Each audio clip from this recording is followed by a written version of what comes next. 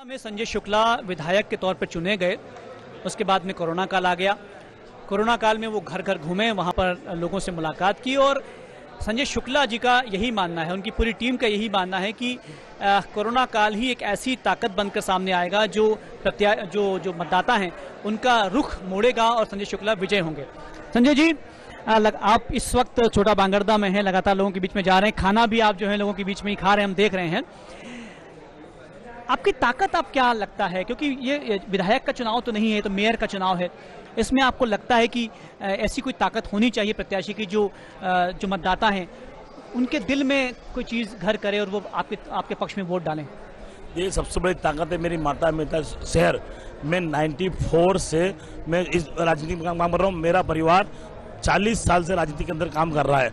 वो भारतीय जनता पार्टी के कार्यकर्ता के रूप में उन्होंने कई काम करे। वो भारतीय जनता पार्टी के लोग आज भी जानते हैं कि विश्वनाथ शुक्ला ने जो स्तंभ बनाया था, वो राजेंद्र धरकर जी हो, सत्यनारायण सत्तन जी हो, प्रकाश सोनकर जी हो, उनके साथ कंधे से कंधा मिला के इंदौर में भारतीय जनता पार्टी को उन्होंने स्तंभ बनाया था। परंतु आज उनके मार्गदर्शन में मैं इंदौर का 94 पार्षद बना। उसके बाद सुदामा नगर एशिया की सबसे बड़ी अवैध कॉलोनी थी, मैंने उसको वैध कराया। उसके बाद आज तक इंदौर में एक भी कॉलोनी वैध नहीं हुई। सुदामा नगर के अंदर ना ड्रेनेज थी, ना सड़क था, ना पानी थी, ना बिजली था, कुछ भी नहीं था। 5 साल में मैंने वो काम करके दिखाया। वहाँ पे 69 पार्षद हुआ करते थे नगर के अंदर, वो मेयर पार्षद हुआ करता था, परंतु उन 70 पार्षदों के अंदर भी मेरा नंबर 1 काम था उस टाइम। उसके बाद एक बार वो पार्षद बना, फिर मेयर विधायक बना। विधायक बनने के बाद मेरी विधानसभा के अंदर मैंने जो घोषणा करी थी, मैं स्कूल बनवाऊंगा, बोरिंग करवाऊंगा, वो मैंने सब करवाया, जीमें बनवाया। यहाँ तक कि मतलब रोड सड़कें जो 15 साल में भारतीय जनता पार्टी की सरकार के जो विधायक रहे उन्होंने क्या करा ये आप भी जानते हैं। मेरी विधानसभा में सही पार्षद बीजेपी के, मेयर विधायक बीजेपी का, मेयर बीजेपी का, संसद बीजेपी के, मुख्यमंत्री बीजेपी के, परंतु विधानसभा एक में कोई काम नहीं हुआ था। परंतु इस बेटे ने उस 4 साल में वो काम करके दिखाया जो मेरी विधानसभा आज भी जानती है। उसके बाद सबसे बड़ी बात है, जो दुनिया की सबसे बड़ी महामारी आई थी कोरोना, उस कोरोना के अंदर मैंने मेरी विधानसभा में पहले एक घर अनाज बांटा।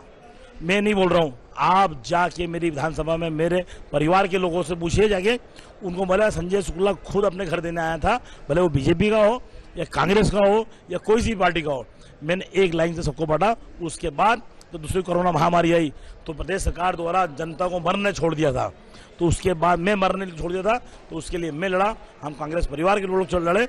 मैंने अपने कलेक्टर साहब को इंदौर का मैंने अपना खुला चेक दिया था, खुला चेक कि साहब इसे पैसे भर लो, इंजेक्शन के लिए आपका पैसे नहीं है तो आप जितने पैसे से आपको इंजेक्शन मंगवाना है आप मंगवा के दीजिए, मैं बांटूंगा। उसकी व्यवस्था करी मैंने। उसके बाद अस्पताल खाली पड़े हुए थे, अस्पताल नहीं मिल रहे थे, तो मैंने बोला मेरा हॉस्टल खाली पड़ा हुआ वो लीजिए, मेरा नर्सिंग कॉलेज खाली पड़ा वो लीजिए, उसके अलावा मैं आपको 50 हॉस्टल दिलवाता हूँ। निश्चित रूप से आप बता रहे हैं काम की फहरिस्त लंबी है आपकी और ये लगातार चलती भी रहेगी, लेकिन आपको लगता है कि आपने खुद ने कहा कि केंद्र में भाजपा की सरकार है, राज्य में भाजपा की सरकार है, कोरोना काल में भाजपा ने भी काफ़ी काम किया, आम जनता का मानस इस वक्त आप क्या महसूस कर रहे हैं? वो संजय शुक्ला को अगर वोट देगी तो क्या सोच कर देगी? देखिए, भारतीय जनता पार्टी सरकार केंद्र में भी स्टेट में भी, परंतु कोरोना महामारी के अंदर भारतीय जनता पार्टी सरकार ने कोई भी कुछ काम कर दिखाया तो मैं वो जो बोले मैं हारने तैयार हूँ। लाशों के ढेर लगे हुए थे, अस्पतालों में ऑक्सीजन नहीं था, दवा नहीं थे, डॉक्टर नहीं था, यहाँ तक कि जो अस्पताल चालू करना चाहिए वो चालू नहीं है। सेवा को अस्पताल चालू हुआ है, एम-बाई के आसपास मिलाकर वहाँ मेडिकल कॉलेज है, डेंटल कॉलेज है, नर्सिंग कॉलेज है, बच्चों का वो है, उसका हॉस्टल है, सब कुछ होने के मैंने बोला कि 5000 लोग यहीं पर भर्ती हो सकते हैं, आप सिर्फ जनता को भर्ती कीजिए, आधे अपने आप ठीक हो जाएंगे।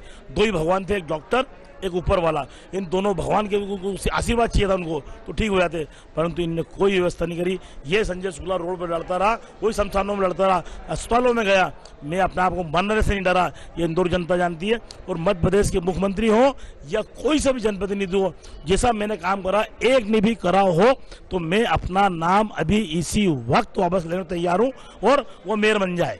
मैं अपने लिए नहीं बन रहा हूँ कि भगवान की दुआ से मेरे पास सब कुछ है, परंतु इंदौर की जनता के लिए जो मैं मरने से नहीं डरा, और जनता के पुलिस के प्रशासन इतने केस लगा दिए मेरे में, उससे नहीं डरा। मैं इंदौर की जनता के लिए मैं अपनी जान कुर्बान करने को तैयार हूँ, पहले भी था और आज भी हूँ। इंदौर शहर में वो करके दिखाऊंगा जो आज तक नहीं कर पाया। मेरे को भगवान ने खूब दिया, वक्त आने पर मैं अपने घर से लगाऊंगा कि हमारा मान सम्मान चाहिए हमको, मेरे परिवार को मान सम्मान मिला और आज इंदौर मेरे माता पिता हैं, उनकी मुझे सेवा करनी है। संजय जी, पुष्यमित्र भार्गव जो है एक युवा कैंडिडेट हैं, आपको लगता है, और चूंकि आप उनसे काफ़ी वरिष्ठ भी हैं, आपको लगता है ये जो उम्र का जो मसला है ये आपके पक्ष में जाएगा या विपक्ष में जाएगा? देखिए, मेरे वो छोटे भाई हैं, सुदामा नगर में रहते हैं। सुदामा नगर में मैं पार्षद भी रहा हूँ। वहाँ के पार्षद काल में मैंने जो काम करा है सिर्फ उनके परिवार के, उनके पिताजी से पूछ लेंगे तो वो बता देंगे मैंने जो काम करा आज तक किसी ने करा। एशिया की सबसे अवैध कॉलोनी होने के बाद मैंने उसको वैध कराई। उसके बाद एक भी भारतीय जनता पार्टी के मेयर बने हैं, 4 बार बने, एक कॉलोनी वैध नहीं कराई। एक कॉलोनी वैध कराई हो तो जो बोले मैं वो हारने को तैयार हूँ। यहाँ तक कि इंदौर शहर के अंदर हमारे जो सामने में मेरे छोटे भाई चुनाव लड़ रहे हैं, उन्होंने जनहित के लिए एक कोई सा भी काम करा वो मुझे बता दें। उन्होंने काम जरूर करा, जनहित के बहुत सारे काम करे, इतने काम करे। कोर्ट के अंदर जाके सरकार के पक्ष में जो केस लगे थे कि साहब यहाँ पानी भर रहा है या पूरा शहर में पानी बर्बाद हो रहा है, तो उनने सरकार के सामने बोला, कोर्ट के सामने, नहीं साहब ये जनता झूठ बोल रही है और ये केस वहाँ तो पानी की कमी नहीं है, इंदौर में पानी मिल रहा है। इंदौर अवैध कॉलोनी में कोई अवैध नहीं है। जो भ्रष्टाचारी लोग हैं उन भ्रष्टाचार लगा अधिकारियों पे, बोले साहब कोई भ्रष्टाचार नहीं कर रहे हैं। वो काम कर रहा है, जनता के खिलाफ काम कर रहा है। मैं कह रहा हूँ वो किस मुंह से वोट मांगने जा रहा है मुझे तो ये बता दे, तो मैं आज वो मान जाऊँगा उनसे। जी, अंतिम सवाल मेरा है, इंदौर 5 बार स्वच्छता में नंबर 1 आ गया है, आपके पास में क्या ब्लूप्रिंट है इंदौर के लिए, आप क्या देने वाले हैं, इससे आगे क्या होगा? इंदौर 5 नंबर बनाया था। मैं सबसे पहले बताना चाहूँगा कि 3 बार तो इंदौर में नगर निगम सरकार ही नहीं थी, इंदौर में जनता थी। इंदौर को नंबर 1 बनाने में हमारे सफाई मित्र ने रात दिन मेहनत करी, ठंड हो या बरसात हो या गर्मी हो या कोई घर में बीमार हो गया, उसके बाद भी उन्होंने मेहनत करी। इंदौर की सफाई के लिए इंदौर ने डबल पैसा दिया, संपत्ति कर में पैसा दिया, उसके अलावा कचरा शुल्क अलग दिया, उसके अलावा उन्होंने गीला कचरा सूखा कचरा दोनों अलग अलग रखा और आम जनता ने खुद ने मेहनत करी। ये उसका परिणाम है। इंदौर शहर के अंदर 40 से 50 लाख रुपए में ना उच्च कचरे से कमा रहे हैं, मतलब जनता को पैसा लेकर लूट रहे हैं।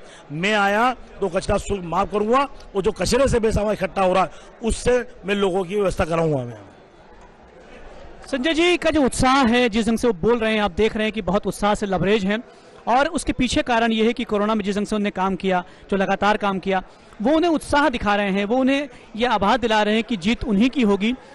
आम जनता क्या सोच रही है, उसका मानस क्या है, निश्चित रूप से ये समय बताएगा।